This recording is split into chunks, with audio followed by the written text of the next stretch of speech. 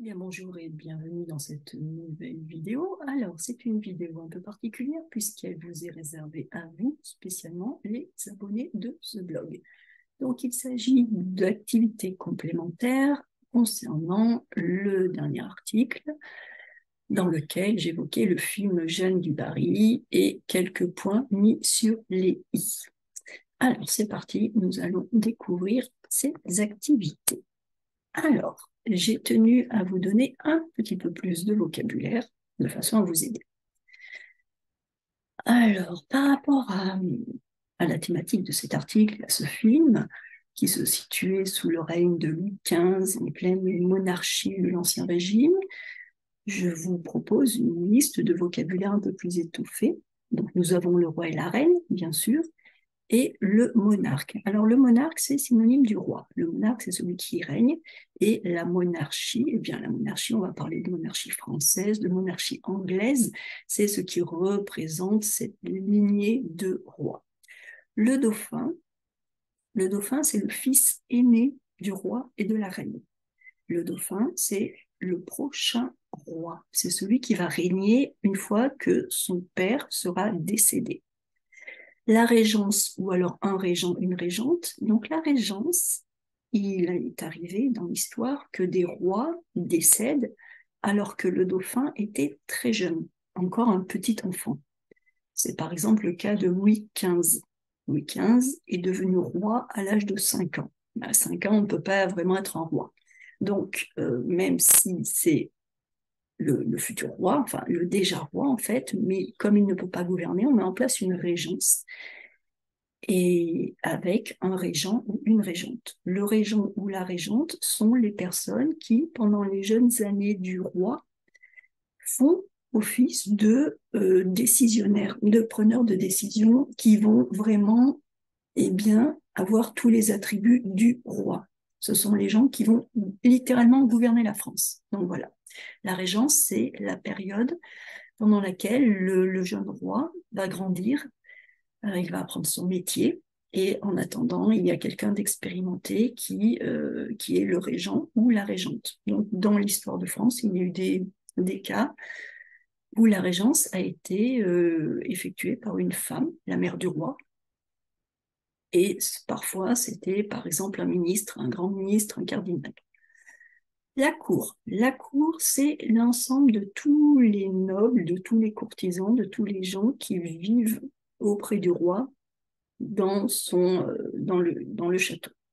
Donc la cour, c'est quelque chose qui s'est développé énormément, qui a pris beaucoup d'ampleur sous Louis XIV, mais qui existait déjà avant. Et la cour, c'est vraiment ce que l'on voit dans les films avec le château de Versailles. Il y a le château de Versailles, il y a le roi, la reine, la famille royale, et il y a beaucoup d'autres nobles qui vivent à la cour. Eh bien voilà, ce sont toutes les personnes qui vivent au château et qui sont soumises, alors elles sont soumises à l'étiquette.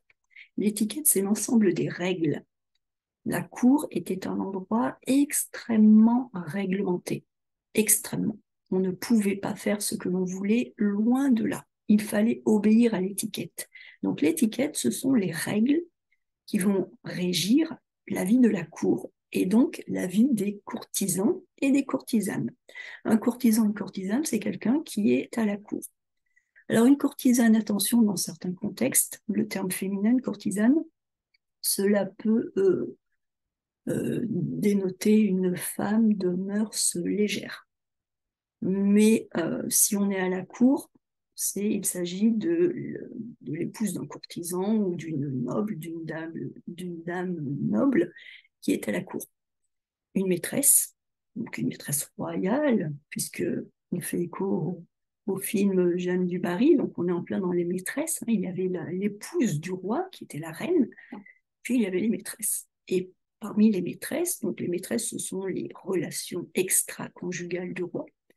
Et il y avait la favorite. La favorite, c'était un petit peu la maîtresse en chef, celle qui avait tous les honneurs, celle qui avait, enfin, les honneurs. On va le voir dans une certaine mesure, ou tous les honneurs, parce qu'il y a l'étiquette, on ne peut pas faire n'importe quoi, mais celle qui avait certains honneurs, en tout cas beaucoup de privilèges. La favorite.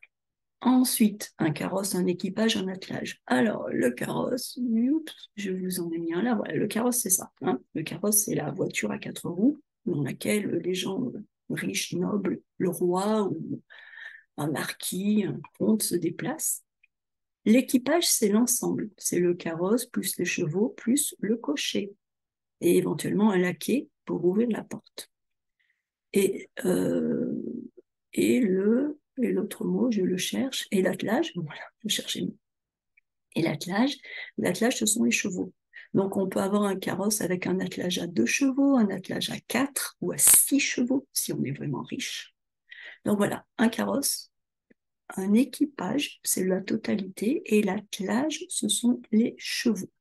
On peut avoir un bel attelage. Parce que atteler, le verbe atteler du premier groupe, signifie attacher. On va atteler le cheval au carrosse, on l'attache. On va atteler un bœuf à la charrue pour aller cultiver dans les champs. Voilà, un attelage. Mener grand train, c'est avoir une vie fastueuse, luxueuse, dépenser beaucoup d'argent, recevoir, avoir des belles toilettes. Voilà. Mener grand train, être dans le luxe. Les appartements, donc on entend parler quand on est dans le monde de la cour à Versailles, et on le voit dans le film de Madame du Barry. Le château était très grand, et il y avait toute une partie du château réservée au roi et à la famille royale, mais il y avait également des appartements. Et les appartements étaient alloués, prêtés, plutôt loués, prêtés aux courtisans, en fonction de leur rang, de leur degré de faveur par rapport au roi. Et donc, on entend parler d'appartements, c'est parce que dans le château, à la cour même, il y avait vraiment des appartements. Les courtisans logeaient à la cour. Donc, des appartements, et dans les appartements, il y avait tous les domestiques. Donc, les domestiques, c'est l'ensemble des serviteurs, avec un laquais, un valet de chambre. Donc, le valet de chambre ou la femme de chambre, c'est vraiment le serviteur, le domestique qui est propre à s'occuper de vous dans votre intimité, vous aider à votre toilette, à vous vêtir, à voilà, vous coiffer. Donc, un valet de chambre plutôt pour un homme, une femme de chambre pour une femme. Une soubrette, ça c'est un terme que vous pourriez rencontrer, mais alors attention, c'est un terme assez péjoratif. Une soubrette, c'est une femme de chambre ou une domestique, mais ce n'est pas un terme très... Faites attention, ne l'employez pas, mais vous pourriez le croiser, et donc il faut le comprendre. Donc une soubrette, c'est l'équivalent d'une femme de chambre, mais de façon assez péjorative.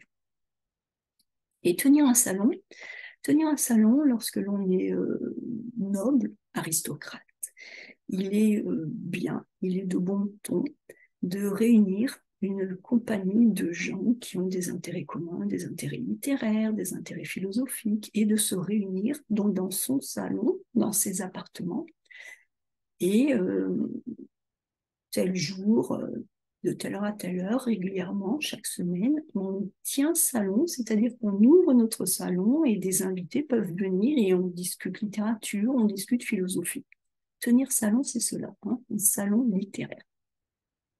Et ensuite, je vous propose une brève chronologie des derniers rois de France. J'ai pris les 3 derniers, parce que par rapport au film Jeanne du Barry, hein, ce qui nous intéresse, ce sont les 3 derniers. Alors, j'ai inclus Louis XIV, parce que c'est directement le roi qui était avant, hein, le prédécesseur de Louis XV. Donc, on a Louis XIV, Louis XV et Louis XVI. Alors, Louis XIV dit le roi Soleil, c'est ce roi très très connu, ce roi qui dansait magnifiquement, qui aimait les spectacles. Il a vécu pas mal de temps, hein, 1638-1715. Il a été marié à Marie-Thérèse d'Autriche. Alors attention, les noms sont un peu trompeurs, parce que Marie-Thérèse d'Autriche, c'est l'infante d'Espagne. Même s'il y a écrit Autriche dans son titre, à cette époque, l'Autriche et l'Espagne marchaient ensemble. Et le règne de Louis XV correspond à une période de splendeur, de faste, de luxe à la cour de Versailles, mais aussi de grandes guerres qui ont coûté très cher au royaume, qui ont vraiment conduit le royaume à avoir de grosses difficultés financières. La fin du règne de Louis XIV a été extrêmement difficile financièrement. Louis XIV, c'est ce roi très très connu pour tous les travaux pharaoniques, c'est-à-dire des travaux gigantesques, comme les pharaons faisaient avec leurs pyramides, des travaux pharaoniques, qu'il a entrepris à Versailles, le château de Versailles. Alors, je ne vous l'ai pas mis, mais voilà, le château de Versailles. Donc, c'est ce château absolument magnifique qui est connu. Eh bien, Louis XIV, alors le Versailles existait déjà, mais c'était un petit château. Ça n'avait rien à voir. Et Louis XIV a voulu faire ce grand et magnifique château avec ses jardins absolument somptueux et tous les jets d'eau, le canal, les fontaines, la galerie des glaces, hein, cette galerie des glaces très connue. Donc voilà, Versailles, c'est Louis XIV qui a vraiment fait faire les travaux d'amélioration, d'agrandissement, d'embellissement de Versailles. Et il donnait des fêtes somptueuses. Alors Louis XIV, bien sûr, a été marié à Marie-Thérèse d'Autriche, mais bon, les mariages étaient des mariages d'État, des mariages de raison, souvent des mariages pour stabiliser l'Europe sur un plan géopolitique, pour ne pas trop faire la guerre. Et donc, il y avait le mariage, et puis à côté, il y avait l'amour. Et donc, Louis XIV a eu des maîtresses, et parmi ces maîtresses, il y a deux favorites qui ont marqué leur temps. Il s'agit de Madame de Montespan, qui a été le grand amour de Louis XIV. Elle a régné sur le cœur de Louis XIV pendant 20 ans. Ils ont eu pas mal d'enfants ensemble, quelque chose comme 5 ou 6. Et ensuite, il y a eu Madame de Maintenon. Alors, Madame de Maintenon, la petite histoire est drôle parce que lorsque Louis XIV était très amoureux de Madame de Montespan et qu'il lui faisait plein d'enfants, il fallait une gouvernante, il fallait une dame pour s'occuper des enfants. Parce que bien sûr, ce n'est pas Madame de Montespan qui passait son temps à s'occuper de ses enfants. Madame de Montespan était à la cour. Et puis, ses enfants étaient des enfants illégitimes. Donc, on n'était pas en train de les montrer de partout. Il y a l'étiquette à la cour.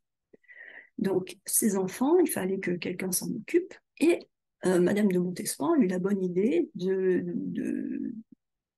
d'avoir recours au service de Madame de Maintenon. Donc, Madame de Maintenon était la gouvernante, en quelque sorte, la dame qui s'occupait, la personne de confiance qui s'occupait des enfants de Louis XIV et Madame de Montespan. Et puis, quand Madame de Montespan n'a plus été à la faveur royale, eh bien, Madame de Maintenon l'a remplacée et elle-même devenue l'épouse morganatique du roi Louis XIV. Alors, épouse morganatique, cela veut dire que c'est son épouse secrète. Parce qu'encore une fois, pour des problèmes, Louis XIV était veuf, donc il pouvait se remarier, mais le roi Soleil se remariait avec Madame de Maintenon, une dame qui n'était absolument pas noble, qui venait de assez bas dans la société, alors qu'il y avait plutôt officiellement des princesses à marier avec le roi Soleil. Ça ne pouvait pas passer. On ne pouvait pas officiellement marier Louis XIV et Madame de Maintenon. Donc, ils ont été mariés en secret. C'est-à-dire qu'ils ont été mariés, mais Madame de Maintenon n'a jamais occupé de fonction officielle, elle n'a jamais été reine. Elle est restée dans l'ombre. Donc voilà, pour Louis XIV et Louis XIV. Et donc, on arrive à Louis XV. Louis XIV, c'est l'arrière-grand-père de Louis XV. En fait, Louis XIV a vécu assez vieux. Et le dauphin, donc le fils de Louis XIV, est mort. Le petit-fils de Louis XIV, qui devait régner à la place du dauphin, enfin qui était devenu dauphin du coup, est mort lui également. Et donc, on arrive au futur Louis XV, qui est donc l'arrière-petit-fils de Louis XIV et qui lui succède au trône. Louis XV devient roi à l'âge de 5 ans. Donc, il y a une régence, parce qu'à 5 ans, il ne pouvait pas réellement être roi. Il est marié à, désolé si vous êtes d'origine polonaise, je vais littéralement écorcher ce pauvre nom, Marie Leczinska, je ne sais pas comment prononcer, désolé, qui est la fille du roi de Pologne, qui décédera en 1768. Et donc, ensuite, Louis XV ne va pas se remarier. Il aura comme favorite Madame de Pompadour. Madame de Pompadour pendant 20 ans. Madame de Pompadour va être une femme très très importante pendant le règne de Louis XV. Elle va avoir beaucoup d'influence sur les arts, le théâtre, la littérature, la musique. mais également sur la politique. Elle aimera bien mettre son nez dans la politique de Louis XV. Et ensuite, il y aura Madame du Barry. Donc, Madame du Barry, c'est cette dame qui est le personnage principal du film dont je parle dans cet article. Et donc, Madame du Barry sera sa maîtresse jusqu'à sa mort. Donc, Madame du Barry sera la maîtresse de Louis XIV et la favorite de Louis XV, pardon, de 1768 à 1774. Après Louis XV, ben, on a Louis XVI. Alors, Louis XVI, pareil, c'est le petit-fils de Louis XV. Ce n'est pas, le dauphin est mort, le fils de Louis XV est mort, donc c'est Louis XVI qui va régner. Louis XVI est marié à Marie-Antoinette, cette jeune femme qui vient d'Autriche, qui est la fille de l'impératrice d'Autriche, et que l'on voit dans le film Jeanne du Barry. Cette jeune fille très jeune, très fraîche, qui arrive, qui est présentée au dauphin.